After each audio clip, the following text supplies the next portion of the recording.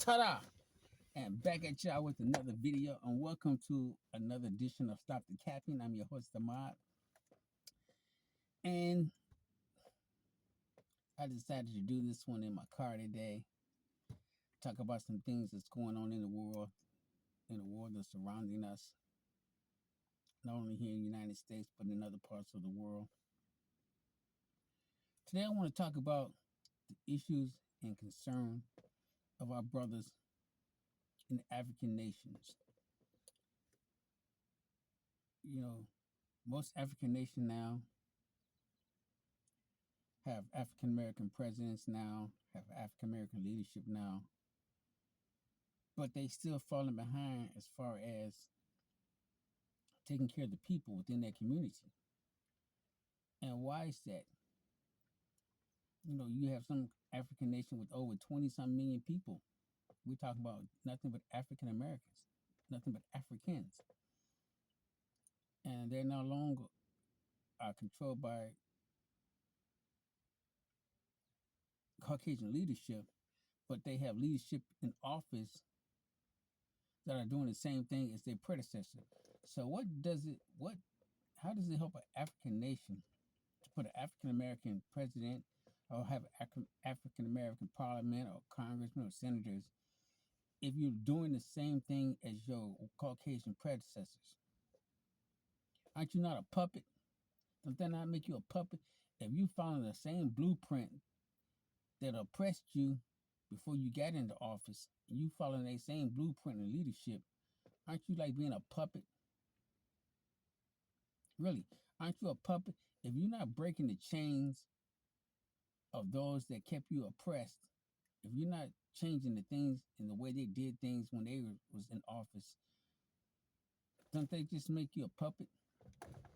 And why I brought this subject up today is I've been listening and seeing on various YouTube channels about another African uh, leader that took power through a coup, and he did this back in 2022.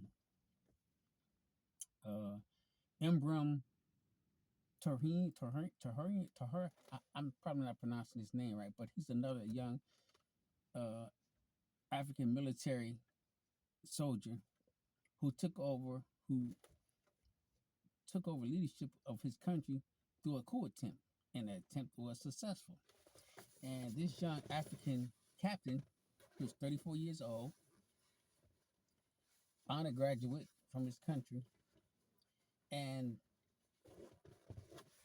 just like predecessors before him have did it, he decided to take over um,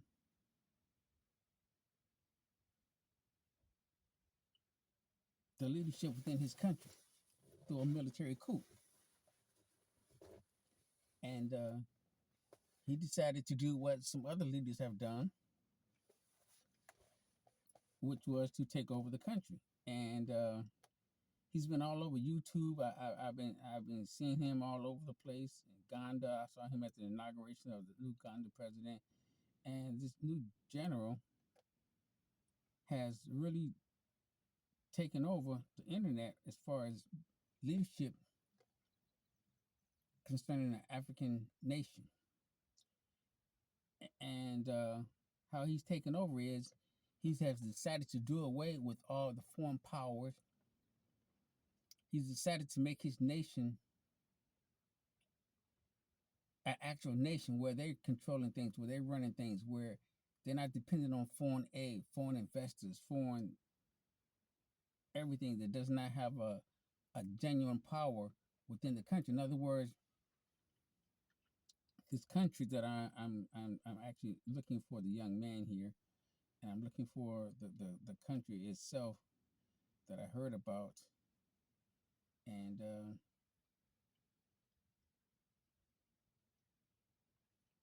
it's called Burkina Faso. Uh, and forgive me if I'm mispronouncing the African nation.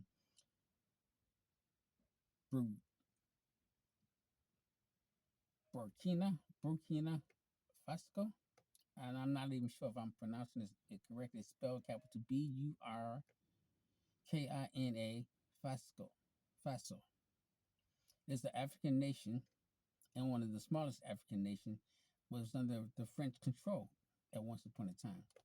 The French controlled it. Actually, the money is still used by French. French was actually the language of the country. And this young captain took over from another military personnel. Actually, was a lieutenant colonel who he took over through a coup attempt. He took the country over, and actually the colonel, the lieutenant colonel, and the captain were actually two great men that actually admired each other. They both, they were both, like I said, one was a lieutenant colonel, one was a colonel, so they were both like side by side. They both was following each other's path, and you know what I'm saying. And when the lieutenant colonel took over, of course, hey, things were going kind of good, but then a fallout happened. The captain saw that the country wasn't going in the right direction. That the lieutenant colonel that took the country over, he was sort of like following in the same footsteps of those who before him. In other words, driving around in expensive cars. He wasn't doing anything for the people. The main purpose of the coup was to take control of the country and do something to help represent the people, help get the people back on their feet. And this wasn't happening. And just like other leaders that came into power, he started falling back into the same mindset of those before him. It started off with the people, but then once the money started flowing in, okay, now it changed a little bit. The people didn't come first, it's the wealth came first. It's taking care of my little cronies. It's bending over, kissing that one hand, and bending over, kissing that one hand. And it started to turn out it wasn't for the people, it was for those who was controlling the wealth, those who was giving the country wealth. In other words, investors. And this young captain saw that what his lieutenant colonel was, or I should say his superior was doing, was actually doing the same thing that those before him was doing. Getting foreign investors, taking this loan, getting loans for this, doing that, and can't afford to pay the money back. And when you borrow things and do this and that, or other foreign, when you borrow money from foreign countries and you can't pay that money back, there's rules and consequences that you're gonna suffer getting that money back. Even though it's not like the mafia coming, they're gonna come to your country and take it over, nothing like that. But they can dictate policies and procedures on how to get their money back. You need to do this, you need to do that, or you give us this, and we can take that off, or you do this for us. So in other words, you started to give away your country to try to pay some of the loans back. And this young captain saw that that's where his country was heading down the road, heading down that same path, that same road, that same mindset, and he wanted to make a change. He wanted to say, "Hey, enough is enough. We can't keep on living like this. We got to make changes. We got to do something different. We got to do something different." So he did what his predecessor did. He did a coup. He took the country over during a coup attempt. So like his predecessor before him, he took over the command from the lieutenant colonel. He took the country from him in a coup attempt. He did the same exact thing, and he took the country over back in 2022. However, he didn't follow his predecessor. He followed the predecessors long before his time. Another military officer took over the country in a coup attempt and actually did some positive changes within the country. So this young captain followed the blueprint of another famous president that took over the country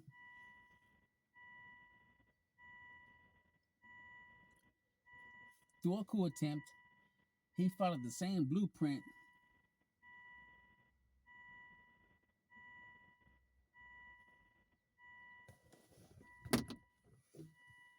but he took it one step further. He took it one step beyond that. He took it one step beyond that situation.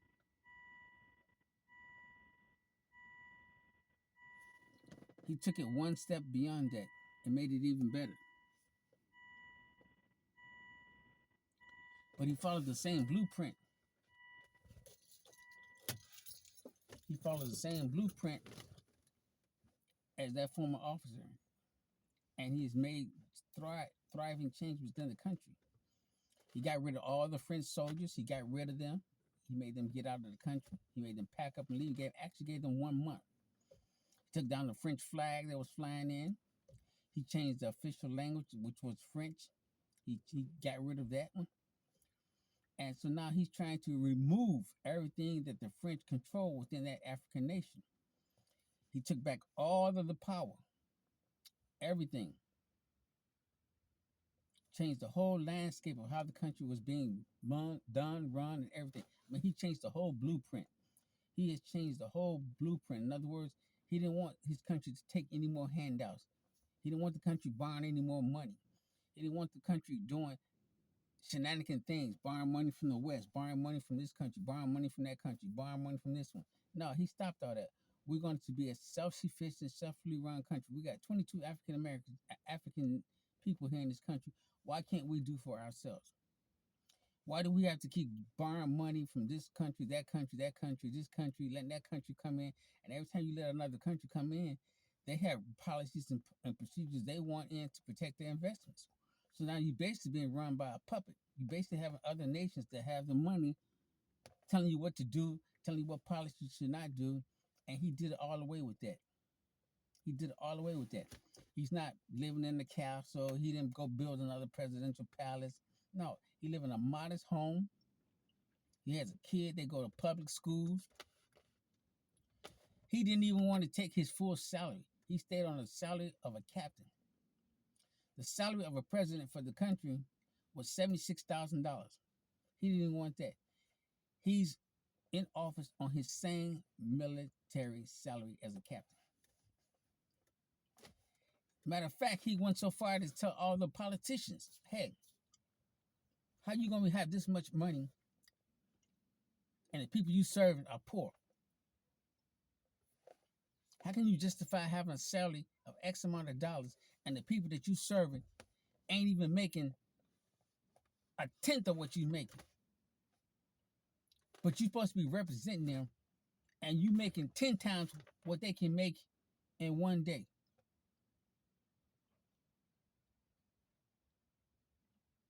He made them cut all that salary down, cut it all down. Now, you know, when you start taking money from people in power, they're looking for ways to get your ass out of there. They ain't gonna come out and say it. They ain't gonna come out and show their hands, just like his predecessors. People didn't like what his predecessors did. He did the exact same thing. He followed the exact same blueprint. Living a modest lifestyle, not driving around in expensive cars. He didn't do none of that stuff.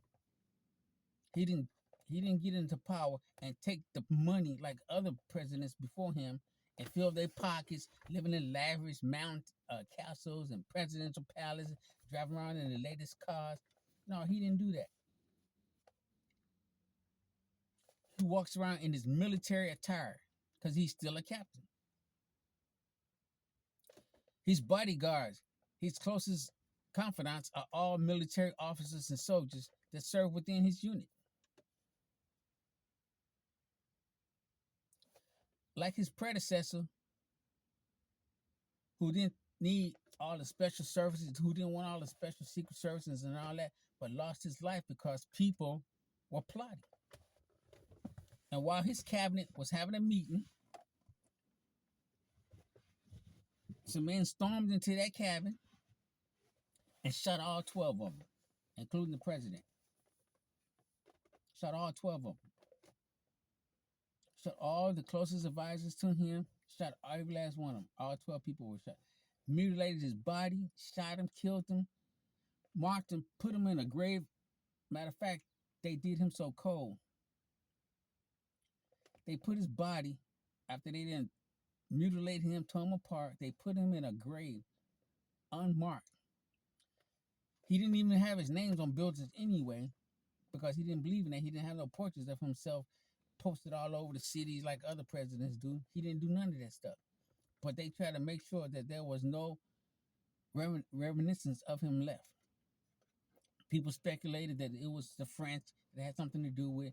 In other words, there was foreign powers behind his removal, because what he was doing was he was threatening the powers to be. And when you threaten the powers to be, when you taking away millions of dollars, or you stopping millions of dollars from coming from one hand to another, people gonna get you out of there. And the French people are not as kind as you think they are. They walk around talking about what they were doing for African Americans and blase and blase and blase. No, they were not. They were just another colonizing of people trying to control a bunch of Africans. And this captain came in and said, enough is enough. Y'all get up out of here. We'll take care of our own.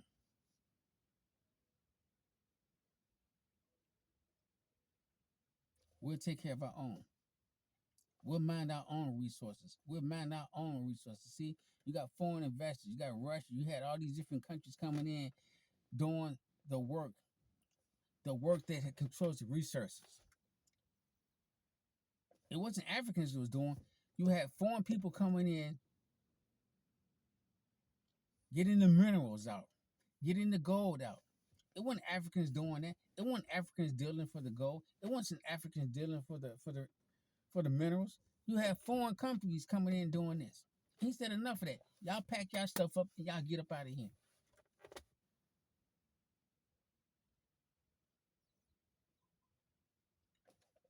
He's doing what African people should have been doing. How can you be a president of a country? You driving around in expensive cars, limousines, Rolls Royce. You living in a palace, but the people you serving are dirt poor. Some of them are going home not having a meal to eat. Kids not going to school. How you gonna be a president of a country and you got kids and you know there's kids in your country not going to school because resources not been put into that village, or resources have not been put into that area, or education have not been put into that area? How you gonna be a president of an African nation doing worse than the person that was prosecuting you? How can you be an African American, an African of an African nation, get into office and you treat the people worse than the people who were colonizing you? Make that make sense, people. Now you got a young captain coming in, 34 years of age, now just 36. He was 34 when he took over. Making sweeping changes across the country. Sweeping changes.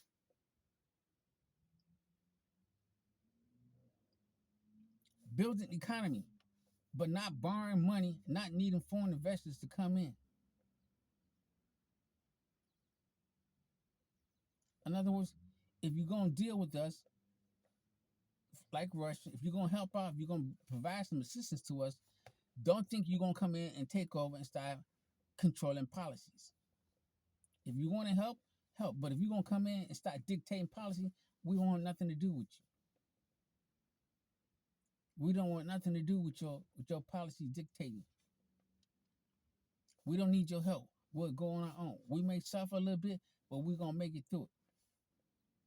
Why haven't other nations, African nations, did the same thing? Why are other African politicians, presidents, living in luxury and wealth, but the people you serving damn near can't even find out when they're going to get the next meal? Okay, you're getting all this foreign aid, foreign this, foreign that, foreign that, but nothing trickles down to the people that you're supposed to be serving. Your people are still being poor. No infrastructure within the buildings, within the community. No roads. You're building this, you're building that. You're building things to attract foreign investors, but you're not doing anything with the foreign investment to infrastructure the communities to help the people within the community. You still got people living poor.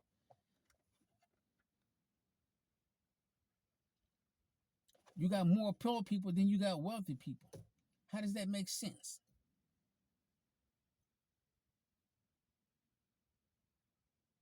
How do you control a nation where 80% of your population is poor and only the 1% are doing good? But But 80% of your population are in poverty. 80% of your population have no health care. 80% of your population have nothing to live forward to. But the 1%ers are living well. The 1%ers are living wealthy. They have the education, the best schools, the best education, the best clubs, the best homes. They're living good. They're traveling all over the world. They're living a lifestyle. But you have 80% of your population living in poverty, and now people are calling you a third world nation. But you have the diamonds, the gold, the oil. But none of that is benefiting the people. It's only benefiting the 1% of the African nation. And why is that? Now you got all these foreign investors left, right, and center, but none of the money is trickling down to the community. And when it does trickle down, you got stipulations of who can get it and who can't get it. So it's like the rich are getting richer and the poor are still getting poor day by day. It's like a generation. The poor has just been poor, poor, poor. From one race, from one Caucasian person to the next Caucasian person, but to the Africans who own the country, to the Africans whose country it is, they suffering. They got to go by the rules and regulations of another man. And we as African Americans, we sitting over here, we're not even trying to invest in our own country. We're not even trying to invest in Africa. We got all these rich African American athletes, and none of them are going back to Africa and trying to invest some of their money into Africa. Why is that? Why is none of our African successful actors, musicians, athletes, why are they not going back to Africa investing into the African nations? Why are we not investing in our African nation? Like this president said, people have divided ourselves to be against each other, that we don't even want to help each other. Another race have came between us and have divided us that we don't even want to look out to help each other. We have been so divided by foreign influences that we don't even want to see the value in helping ourselves. They use other additives and adjectives to divide us. And we stay divided. From Africans don't like Africans, to Africans don't like African Americans think Africans are against us.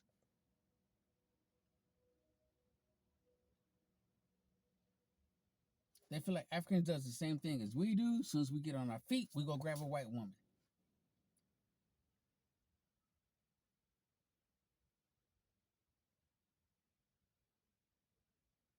None of the wealth gets inherited back to African American. It goes to a Caucasian. It goes back to their lineage.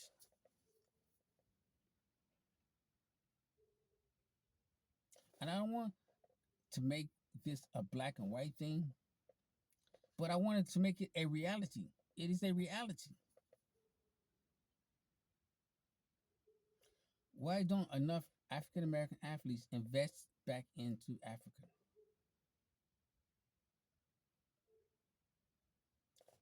Why isn't African nations being put in front of us as investments for us? We invest in Amazon, Tesla, Ford, companies like that. But why don't we invest into African nations? Why aren't there investment being put on our portfolio? Why don't we have the means and access to invest back into our own country where we originally came from? Why aren't we permitted to go back to Africa without a visa? Why are we not? Matter of fact, we should have open visas for African Americans to go to any African country we want to go to. We should not need a visa to go travel to another African nation, especially since we've been kidnapped. Since we are a race of kidnapped people, why do we need a visa now to leave this country?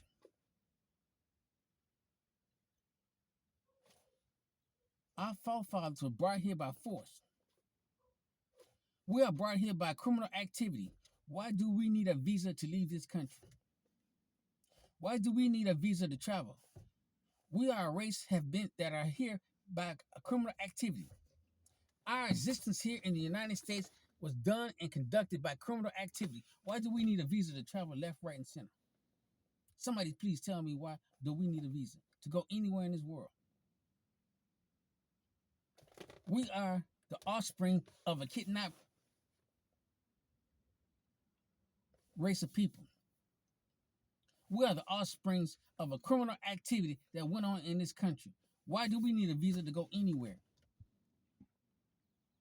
Why do we have to have a visa to go to any other African nation there is? We should have open door policy to go to any African nation there is. Because they don't know what country or continent or part of Africa we were kidnapped from. Our forefathers and our foremothers. We are one race of people that should have an open door policy to go to any African nation that we want to choose to go to.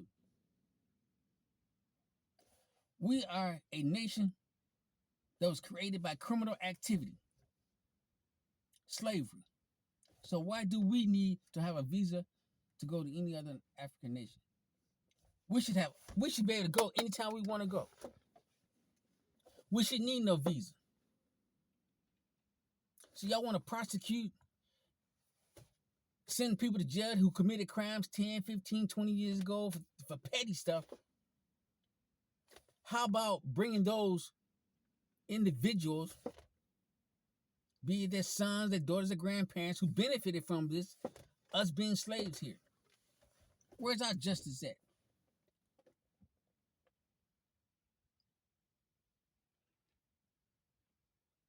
When do we get justice?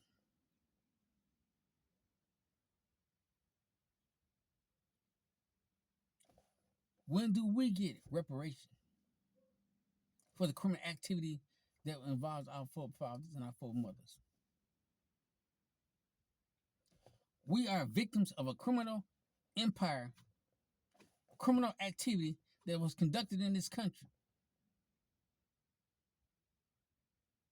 Criminal activity of the highest order. Yet we need visas and this left and this to leave this country. Why? We should be able to travel to any African nation we want to travel, whenever we want to travel, and stay as long as that country wants us to stay. Matter of fact, we should have open border policy for any African American to go to any African nation they want to go to. All we got to do is have enough to pay the plane ticket and come back when we want. We shouldn't need no visa to go to Kenya, Zimbabwe, Tanzania. We as African Americans should be one race of people that should not have to have a visa to go to any African nation that exists on this planet Earth at this point in time. If there's one race of people that shouldn't have to be going to get a visa, it should be us. Point blank and period. We should not need a visa to go to any African nation that's in existence in this world today. And that's point blank and period. Because our foreparents were brought here by criminal activity from another race of people. We, if not anybody else on this planet Earth, we should not need no visa to go to an African nation. And that's point blank and period. But nobody talks about that. Nobody brings that up. So tell me when someone has brought up that we should have free visas to go to any African nation. I'll wait on it. Tell me when that has been brought up. Tell me when all the leaders, even Barack Obama, who's from that part of the world, didn't even bring it up. Because why? He was a puppet on a string. Now, he wouldn't consider himself a puppet because he had black leaders and black people behind him to get him in office. But where did they get their money from?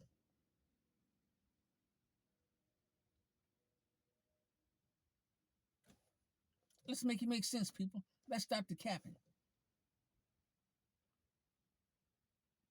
We should not. We should be able to go to any African nation country without a visa. Point blank and period. All we need to have is an American passport, and we black. They can see we black. We should be able to travel to any African nation without a visa, because we are a race of people who are victims of a criminal activity. Our existence here in this country was not because we choose to be here, not because we migrated here. It's because of a criminal activity through what they call slavery. And this young captain, Ibrahim Traore, is trying to rule his nation away from that type of mentality. He's trying to get under the French rule and try to get his people on the right path. Not on the path of borrowing and gimme, gimme, gimme, but on the part of self-sufficient. On the part of we got 22 smart African people in this country. 22 million of us here. You mean to tell me we can't produce cars? We can't produce this? We can't produce that? We can't produce this? We can't make this on our own?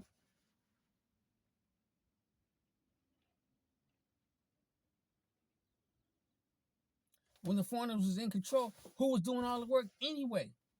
We were. So why come we can't do our own work under black leadership, under African leadership?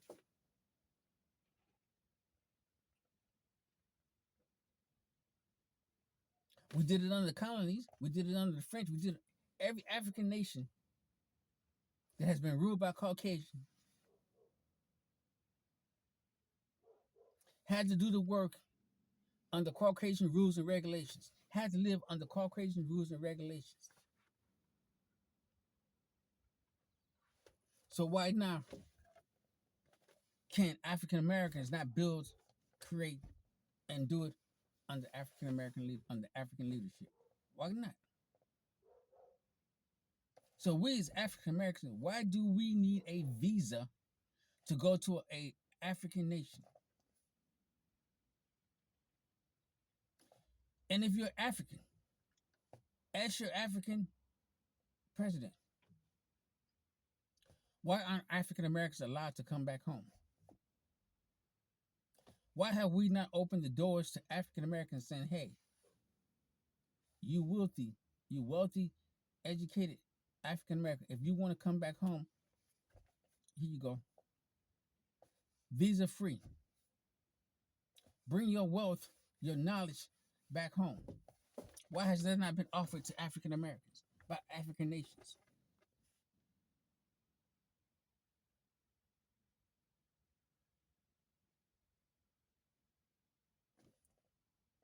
Why are we still living the way we are?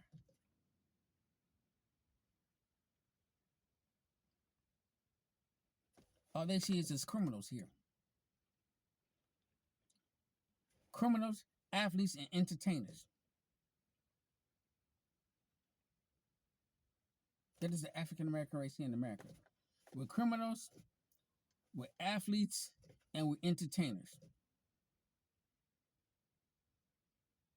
They don't see us as builders, as educators, as thinkers, as designers. We're criminals, athletes, and entertainers. And that mindset needs to stop, and needs to stop ASAP.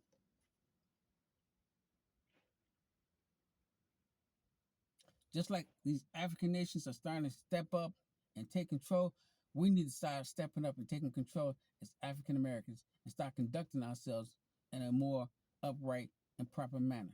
We need to become thinkers, designers, creators, and not just athletes,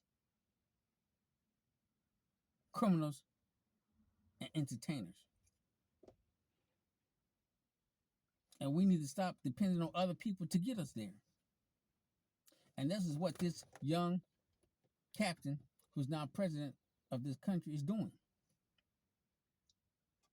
He's trying to get his nation to become an independent nation on its own. Stop holding out your hands. Stop becoming beggars of foreign investors, of foreign countries doing this and doing that.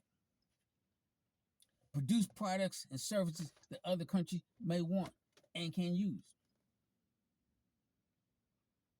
Let's use our minds to create products and services that not only benefit us as a nation, but other people can say, hey, okay, you got the same medicine, you got the same medication, but you offer it at a better price.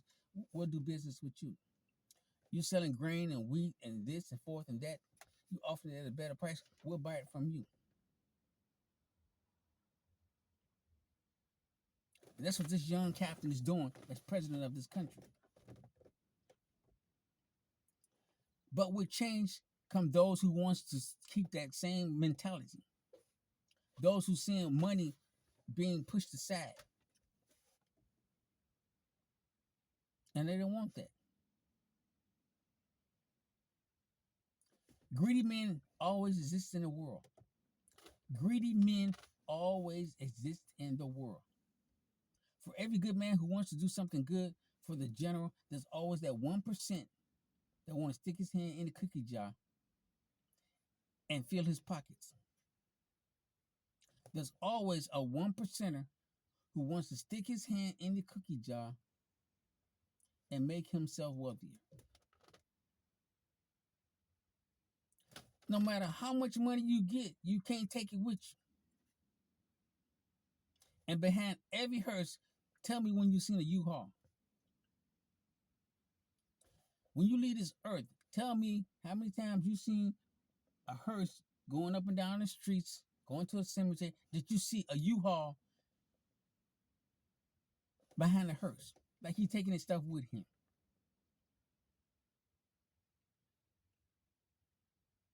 You're not taking it with you. So why do you need to grab every single dime that is in existence? You're not taking it all with you. How much spending do one man need? How much spending does one woman need? How much is enough? 6, 7 houses, 10, 11, 12, 13 cars. It ain't but one body.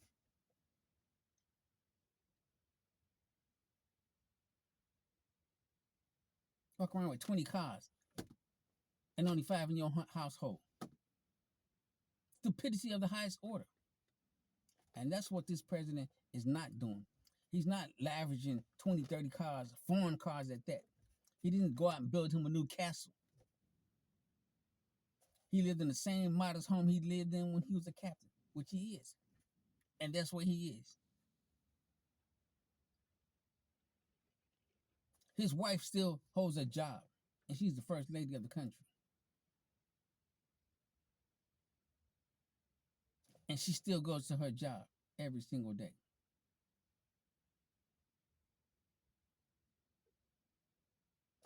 He's president of the country on his captain's salary.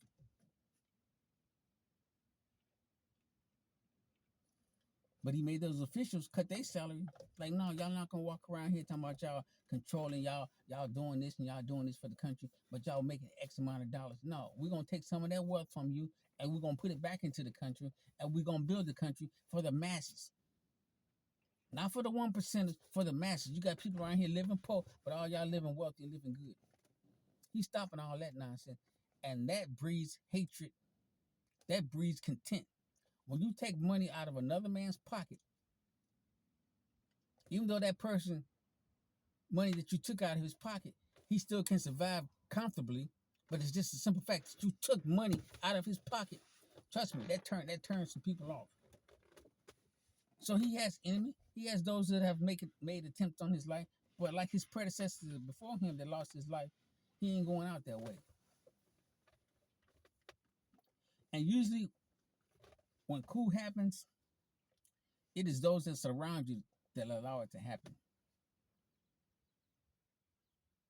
When a successful coup happens, it's usually the men and women around you, your so-called protectors, that are plotting against you behind closed doors.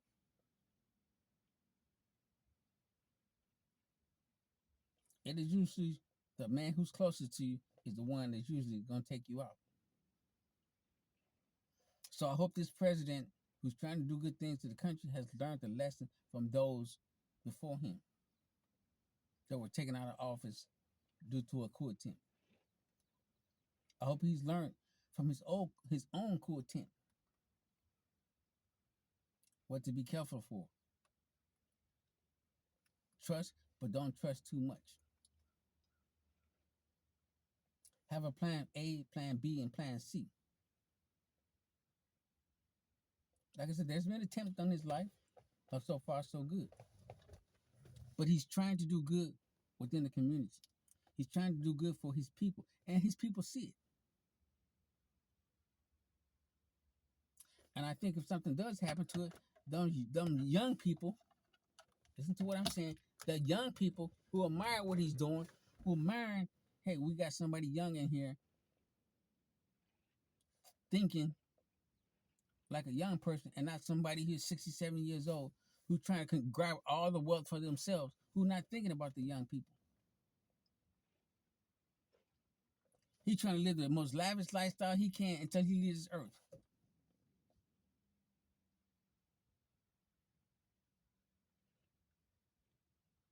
Make it make sense, people.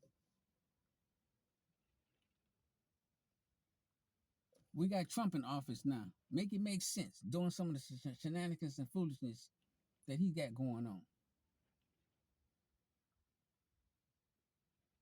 We need some young blood in our office. We need to get rid of some of these dead, wrinkled old senators and congressmen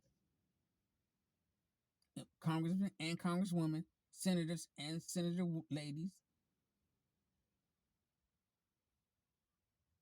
We need to get some fresh, young blood to run this country. These old deadbeat ideologies from the left and from the right, they gotta go. We need to get some young, fresh minds in office ASAP. Unfortunately for the United States, we can never have a military coup because it'll be hard for you to get 5 branches of the military to follow suit with you. So that's something I think that we could never have in this country is a military coup. I couldn't see, there's no way we could have a military coup in this country. There's no way you can get 5 branches of the military to sign on to one person being the supreme leader and then taking over the country. I doubt it that could ever happen here in the United States. I doubt if we could ever have a military coup. We could never have a military dictatorship in this country because, like I said, you could not get 5 generals.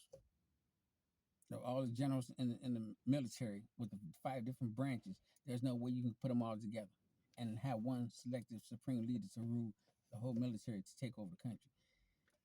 That would be a miracle in itself to accomplish.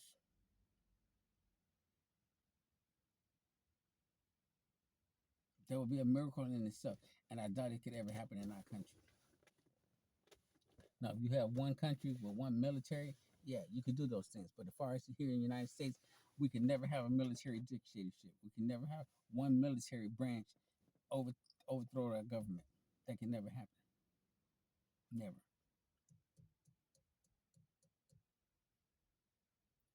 So grateful to that we don't have to go through coups, military coups, and the government, military soldiers taking over.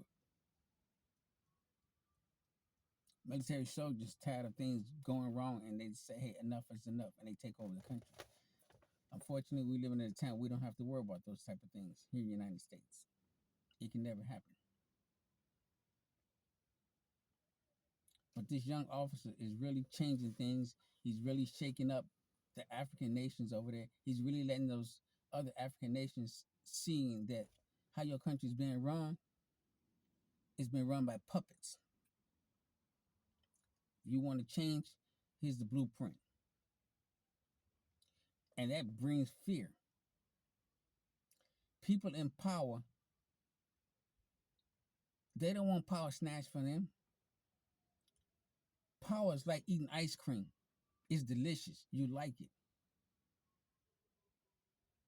Power is like sweets. It's like chocolate.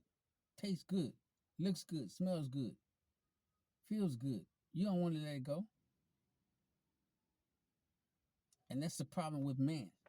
Men in society, when they get a position of power, they don't want to let go of it. They don't want to share it, and they sure as hell don't want to let go of it when they get it. They want to sustain it and maintain it as long as they can.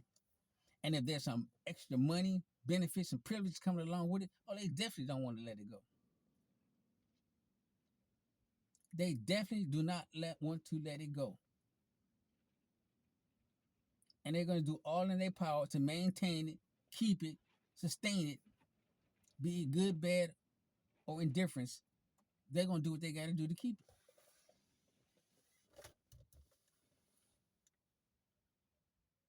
But I like the way some of these African nations are starting to realize that they can do things on their own. They don't have to keep borrowing from foreign aid, foreign aid, foreign aid, foreign aid, foreign aid. That if you have the right management, the right leadership in office, you can do things for yourself.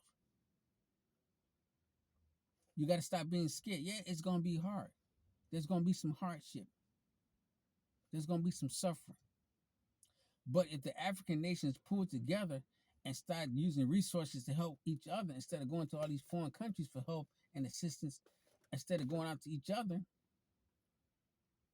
but if they learn to help and talk and communicate and sit down with each other, they wouldn't need all these foreign countries over there with their hands out. They wouldn't need this left, right, and center. So things definitely need to change.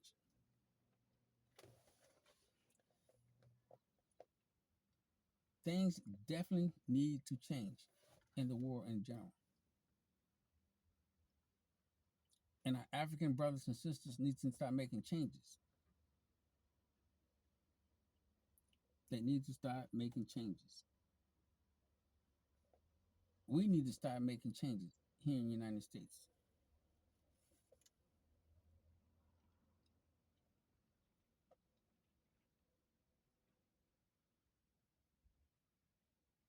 We need to start making changes too. We need to start getting ourselves together as a part of the African nation.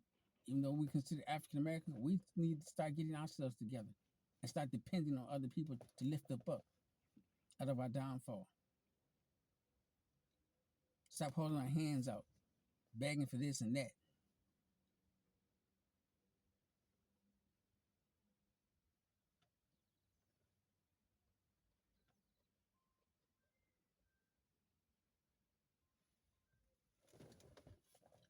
We need to start making some changes.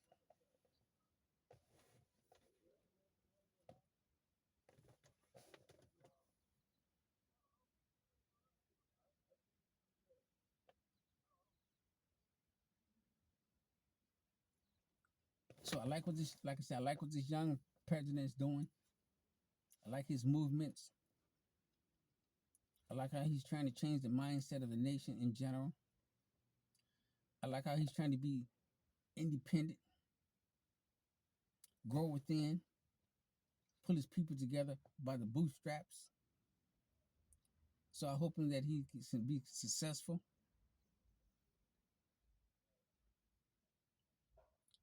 And then he can open up the country back to where, as you say, a democratic where people can now vote for the next person to be in office. I hope he sets a blueprint that others will follow, and he doesn't have to necessarily come back and another 5 or 10 years later, somebody else has to come and take over the country again. Hopefully, he can set a blueprint like those before him was trying to do. But like I said, foreign powers, we got foreign powers trying to hold on to the power of the world, which is Caucasians. I'm sorry to be the bearer of bad news, Caucasians, but y'all hate to let go of power. Y'all are power driven, power seekers. Caucasians do not want to get rid of power. I hate to be the bearer of bad news, and they don't want to share it. They'll tolerate it, but they really don't want to share it. It's not their nature to share. Unfortunately, I hate to be the bearer of bad news, but history has shown that Caucasians are not sharers. They are conquerors and rulers. They do not like sharing.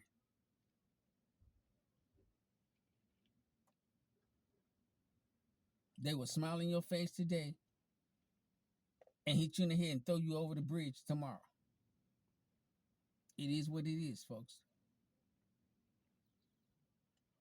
It is what it is. I'd like to thank y'all for joining this episode of Stop the Capping. It's been my pleasure. But we definitely need to make changes as African Americans in this country. And we definitely need to support our Africans in other countries. We need to start investing in Africa, ladies and gentlemen. If you have substantial amount of wealth, like Oprah, LeBron James, some of these other NBA players, if you sign a contract for $300, $400 million, whether you're a football player, baseball player, basketball player, and you African American, you need to start investing in Africa.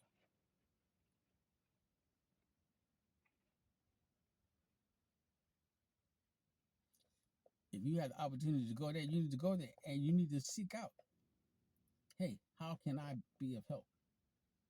How can I be of assistance?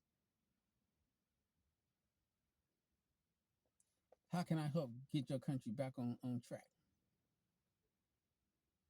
We need to start taking an initiative as African American men and women here and invest it back in Africa. With that being said, this concludes my episode of Stop the Capping. I'm your host, Ahmad. You guys be blessed out there. Peace. Leave your comments, opinions in the comment section below. Once again, we got to do better, people. We got to do better as a race and as a nation of Africans and African Americans.